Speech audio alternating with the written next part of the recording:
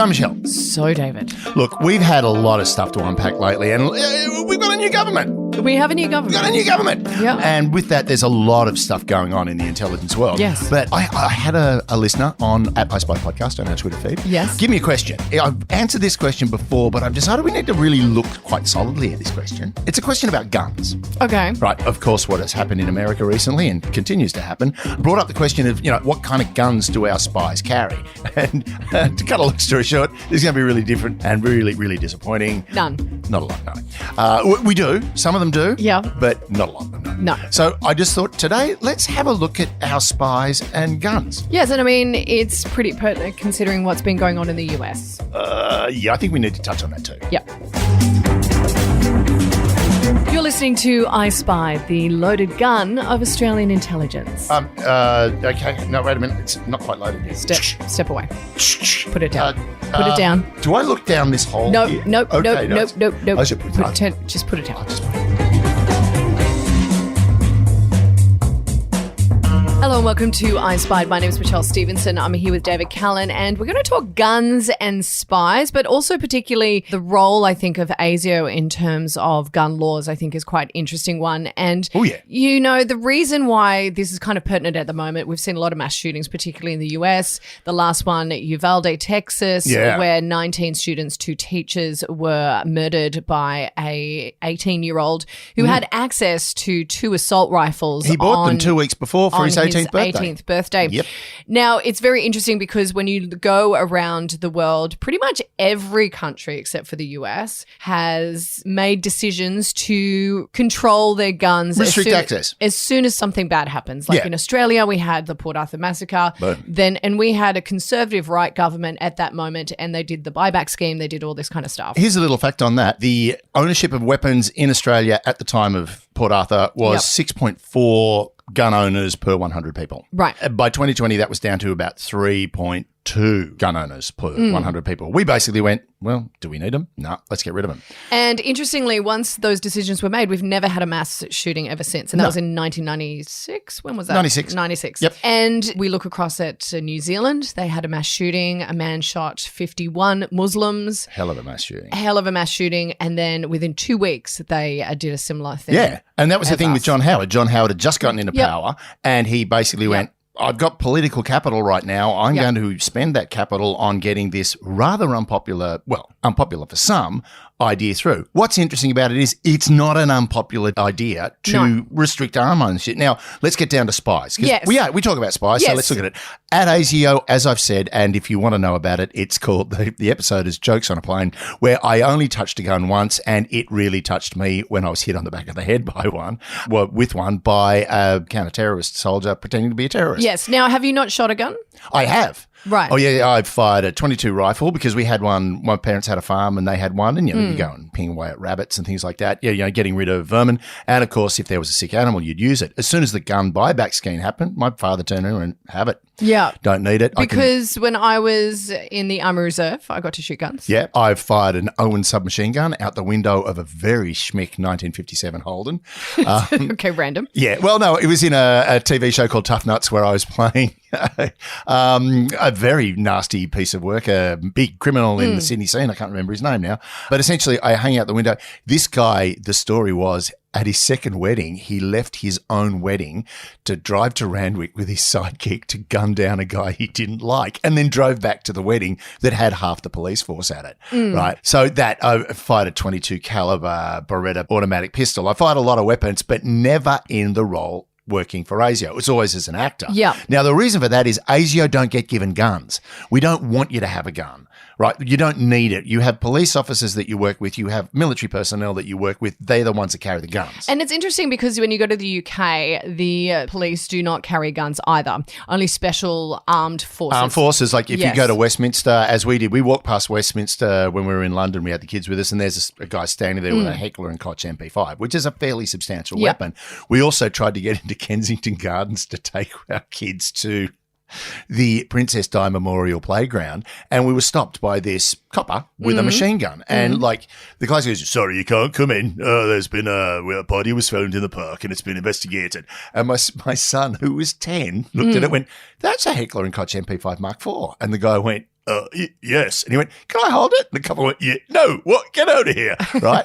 I love how your copper changed accents. No, he was very North Country. He's always in North Country. Okay. Right, I like a North Country. I'm working on my North Country accent at the moment. But, Okay. Right, so our police are armed. Yeah, I think they carry around a Glock 19, I think is the standard weapon of issue. But it is this whole idea, though, and that's why the UK police don't carry them, is because it is this idea that you are promoting violence by carrying a gun. Automatically, it puts a target on you. Yeah. Now, we do have spies that carry guns. Yes. Right, and those spies are actual ACEs. spies. Yeah, Yeah, actual actual spies. spies. Actual spies, real spies. Not, They're real spies, not fake spies like ASIO spies. No. Oh, ha, ha, ha. ASIO are not the trolley pushing spy that worked for ASIO that I am, but there are real spies in there. Yes. They're very, very good at what they do.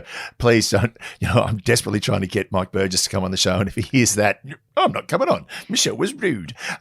That's how he speaks. Is that how he speaks? Michelle was rude. All right. No, now we're definitely not getting him on. But ACES, right? So Yes. the Australian Secret Intelligence Service, who have suddenly become popped up in the press quite a bit lately, mainly because their Director General likes to eat a schnitty with a glass of Pinot Grigio, but they can carry weapons. Now, they lost the chance to carry weapons for a while. That was taken away from them. Yes, by we've spoken Parliament. about this, We yep. spoke about it after the Sheraton disaster, Yep. but now they've got it back. Now, it's very heavily regulated, and because I know you love it when I do this, I went and checked the Act, the Intelligence Services Act 2001. Great. Can't wait to hear it, Yeah, please. Schedule 2. Yep, go. Provision of weapons, training, etc. The provision of a weapon or training in the use of a weapon or in self-defense techniques is not prevented by subsection 6, brackets 4, if it is provided to a person who is a staff member or agent of ACES. Now, that's an interesting one. Yep. Agent of ACES, and for the purpose of enabling the person, 1, to protect themselves, 2, to protect a staff member or agent of ACES, 3, to protect a person who is cooperating with ACES in accordance with Section 13, or to protect another person, class of persons specified by the Minister's approval under subclause 3, or to provide training to staff members or agents of ACES. Are you still talking? Yeah, I am. And basically, you can have a gun. It's for self-defense. And when you're operating on foreign soil, that is important, right? Because you can get yourself in a situation, depending on where you are, where you'll need it. There was Can you take your gun on a plane if you're with ACES? No. How do you get it there, then? It would be in the embassy. Oh, you would right. have your weapon in the embassy. I mean, So gun storage, I mean, that's very interesting. Like, where are the guns? the guns would be held in the embassy. That's where they would be. If you needed to take one, you check it out, you take it with you, and then you check it back in. Right. Right. We seriously monitor that kind of stuff. Yes. There was an interesting TV show in the UK. It only ran one season where they were training people to become MI6 spies. So the British equivalent of ACES. And one exercise, they were given a gun. They were given an automatic pistol. They put it in their belt. A lot of them put it at the back of their jeans, right? They got in a car. They were driven a mile, and then they were let out at this fake town in an exercise spot, and they had to pretend that they were in like downtown Baghdad or downtown Lebanon or something like that. So they're walking around, and these guys would walk up going, oh, hey, and they would grab them and try to put them in a car, put a hood over them and drive them away.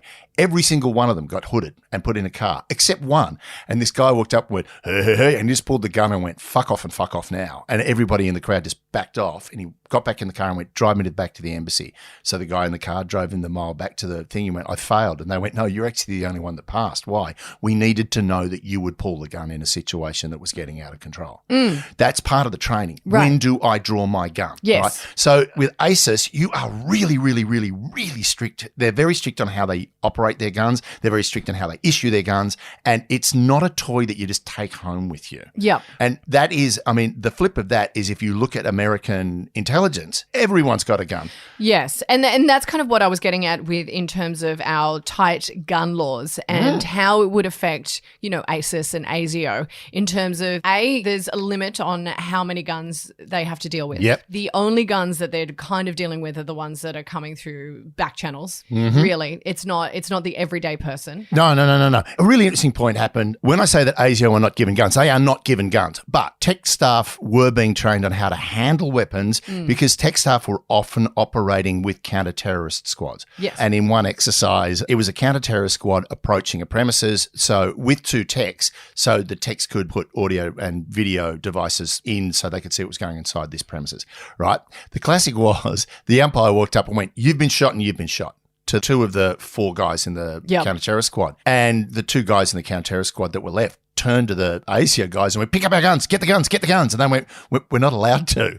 And then the umpire went, and now you're dead and you're dead. And these counter-terrorist guys going, take our guns and defend yourselves. And it was like, and you're dead and you're dead. And they're like, why did you pick up the guns? It's like, we're not allowed to. But like even in cases of defense, surely. Now, that's the interesting thing is counterterrorism, the counter-terrorist units then turned around and said, if those guys are going to come out with us, they need to know what to do if this happens. So they would get that kind of training, but they're not issued with weapons and they're not going to take them home. It's like literally if a guy falls down with a bullet in him in front of you, you can pick up a weapon and defend yourself and him while someone comes to rescue you. Right. So that's the thing. I mean, our personal protection guys, of course they're armed. They've got to be armed because they're there to protect somebody. And if someone comes at them with a gun, harsh language ain't going to cut it. No, but also there are ways that I think you can diffuse the situation. Oh, definitely. And I think that's the whole idea about not having guns or carrying guns. Yeah. Is that you should be able to diffuse a situation before it even gets to that point. Of course. And that, I mean, in Australia, as we've seen, since Port Arthur, there have not been any mass shootings. There have been shootings. And in fact, funnily enough, there is an increase. Currently, there's an increase in gun ownership, particularly handguns. Right. Funnily enough, in my neighbourhood, which is a very wealthy neighbourhood, there is an increase in gun ownership in that neighbourhood. Now, I don't know whether it's because it's people that are nervous and worried, but I also think that a lot of it is to do that shooting a handgun is actually quite fun. Target shooting, and that's the other thing. With Australia, if you've got a gun, you've got to lock the gun up separately from the ammo, which has also got to be locked up, or it's got to be locked up at the gun club. Yeah. So you just don't leave it lying around. Whereas in America, you can actually get a bedside holster for a shotgun. Yeah, I mean, America's a whole different kettle of fish. I mean, I was there recently, and when I was in Vegas, I was sitting at a sports bar, and the guy next to me happened to own a gun shop, and I was just talking to him, and he showed me some video of his 9-year-old boy going through a course and shooting things that were moving and stuff like that. Now, his son is the same age as my son. My son has a Nerf gun, and I have a Nerf gun too. Yeah, and that's about the extent of it. So, but it was just there's something very confronting about seeing a 9-year-old with a massive weapon and shooting things. Oh, most definitely. I mean, that to me is... It's the normalization of it. Yeah, but it's also, it's getting to the point where it's the fetishism. Fetishization. Oh, God, that's such a stupid word. Fetishization. They get off on it, right? Okay. Look, we can. Do you want to go to America? Do we want to talk about that now? But I think we need to keep it. Everyone's going to pull apart what's happened recently and all the mass shootings. I don't think we need to go there. But I think what we need to look at is gun violence and gun ownership and how it pertains to security issues. Yeah, on the wider scale. Oh, totally. And I mean, the interesting thing about that is when you really think about it, what's going on in America is a massive security issue. 100%. Right. If half of the people that stormed the Capitol on the 6th of January had decided to bring a gun with them. I'm sure some of them had them. I'm sure some of them did. But if some of them decided, no, we are actually going to go. Could have ended worse. It would have been an absolute bloodbath. Yeah. All right. And that's the thing that's the militarization of police there as well. Yeah. That's, again, these are really big security issues that the Americans need to address or saying they might lose control of the situations, I think that boat has well and truly sailed. Yeah. So look, with Australia, because we focus on intelligence gathering and intelligence communication, right? So ASIO is essentially it's an advisory body. Yeah. Right. Now, it's an incredibly intense and secretive advisory body in the way not just what they do, how they do it. Why they do it is not the surprise. We know why they operate the way they do, but how they operate. So their standard operational procedures, you don't need to know. You really don't. But when it comes to weapons, and look, I know case officers and, field officers that have spoken about the gun threats that they've been under. Yeah. One guy, again, a tech who was crawling through a wall cavity to place an audio device inside a house, wasn't told that the target was at home and asleep in his bed. Now, this guy slept in his bed with a pistol under an fully automatic pistol under his pillow. Now, all this guy had to do was make the wrong noise, and that guy could have opened up at the wall. He's dead. And you're like, one, you've got no chance of firing back even if you were carrying a gun. But again, it's not his job to carry a gun. Yes. You don't want you having a gun. But I think if we were to look at security in the US, it's probably fraught with a lot more danger in terms of that is a very real threat. Whatever they're doing over there, there's always the very real threat that someone could shoot them. But the classic thing is something like Waco or those, the cults or the militias. Now, this is where it gets crazy is, according to the Second Amendment, Americans are allowed to bear arms as an organised militia, right? So that was actually the rule. And the rule the Founding Fathers had was, look, it'd be good if we could all have guns just in case the British try to take us back. Yeah. Well, again, that's another boat that's sailed. No one's coming to take America back. The people that say we're going to take our country back are the ones that live there. I mean, that's the thing that's strange. It's now such a polarised community as well as society. But what happened was the Supreme Court, I think it was in 2006, turned around and said, yeah, just any random Joe is a militia. And it's like, no, an organised militia is essentially soldiery, like an amateur army, a reserve army. Interestingly enough, the second highest number of weapons in the world owned by the population, can you guess the country? UK? Switzerland. Switzerland. See, yes, that's I would right. never have guessed that. Yeah, welcome to Switzerland. Have the Toblerone and go home. Right. So the whole thing with Switzerland is pretty much every household will have a military rifle in it. Because when you turn 18, you serve 2 years in the national service. Okay, right. And then when you leave, they say, take your gun home in case you need it. And it's not in case you need it to walk into a school. It's take your gun home because if someone invades Switzerland, you're on. Right. So they've all been trained how to use it. They've all been anyway. trained how to use it. And to be perfectly honest, I can't imagine anyone in Switzerland wanting to go and shoot up a supermarket simply because it's so pretty. It really is a beautiful country. And the big point is the way that the Americans have militarized everything. Their police force are militarized, but even their amateur hunters. An AR-15 is a weapons platform to kill or maim another human. That's what it is specifically designed for, right? No one's hunting with it. I don't understand. Oh, yes, they are. No, but it's completely unnecessary. And what's the point? Like, there's no art in hunting with an assault rifle. No, that's it. You're not hunting. You are out there to slaughter. And I mean, the other really interesting point is, you can buy armor-piercing rounds. I don't know any bears that are wearing Kevlar. No. Why do you need them? All right. Now, people go, I need them because I am a hunter and elk. It might hit an antler, right? No. Yeah. Driving over is really interesting. Driving over to the recording, there was a US congressman who turned around and said, well, crime is just out of control. It's like, because everyone's got a gun, dude. Yeah, so there was some interesting statistics on after we had tightened our gun laws, how our crime in general had dropped by something crazy.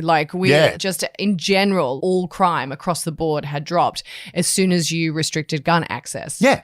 Now, going back to the intelligence thing, and you said, can they take the gun on the plane? Yes. Here's a really interesting point. A couple of FBI guys I knew back at the US Embassy when I was working for ASIO. Okay.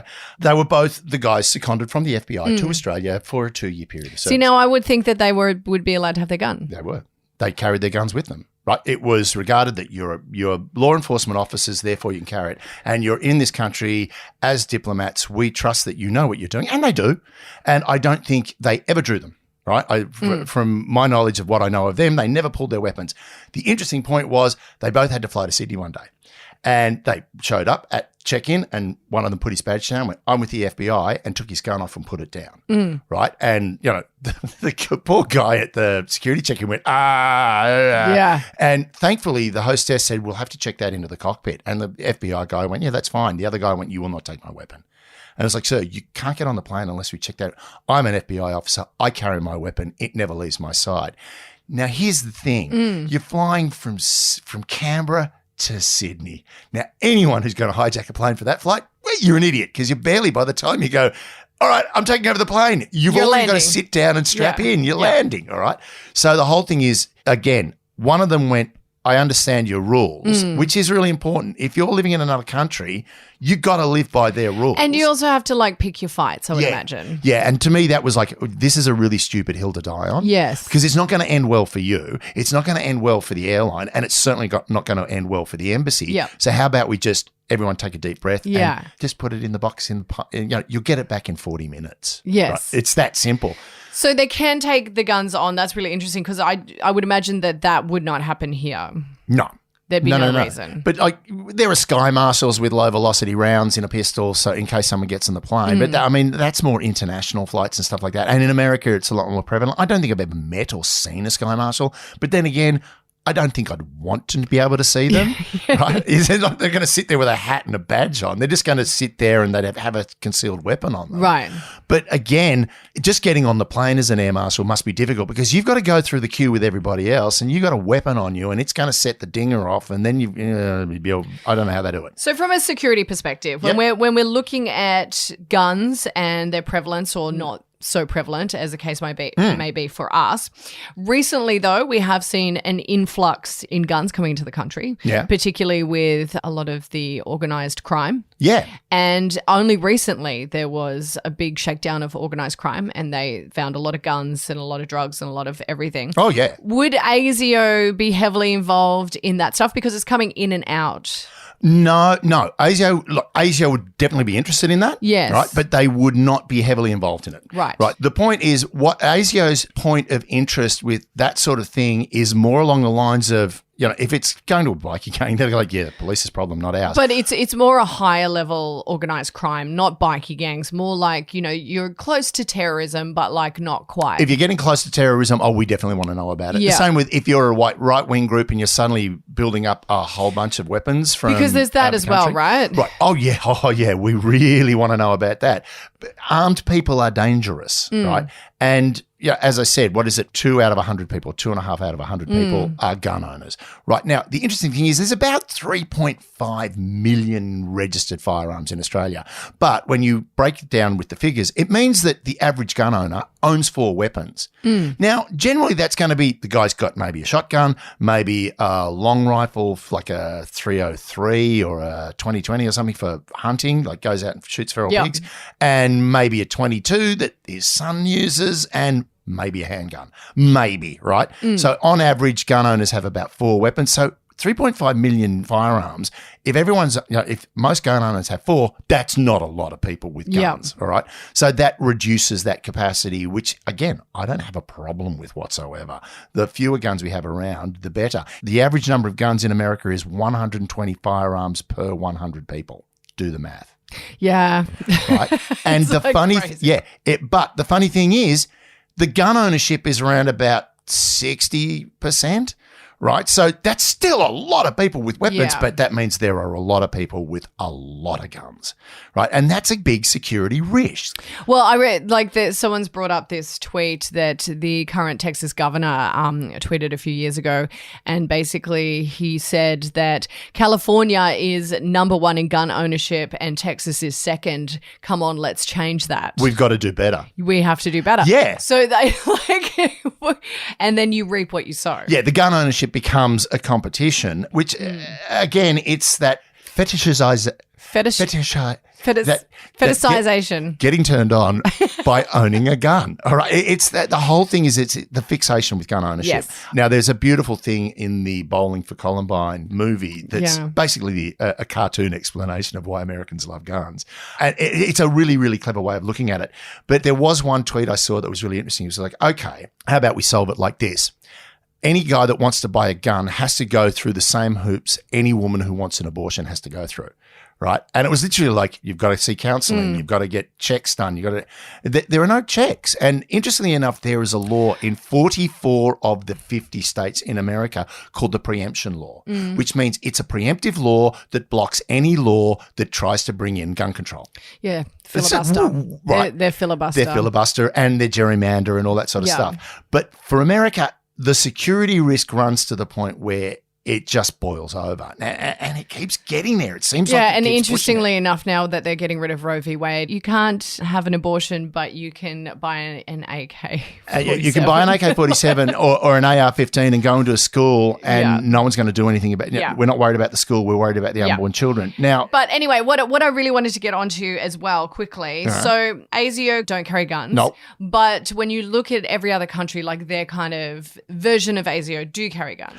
Not necessarily. Not necessarily? No. Right. So the British, I think MI5 do, but don't forget, MI5 were going up against obstacles or adversaries like the IRA. Yeah. Who were armed, right? The IRA were operating in the UK. That makes it domestic intelligence. and domestic security, therefore that's an MI5 problem. Yep. Right. So, yeah, they would have been armed and they would still be armed.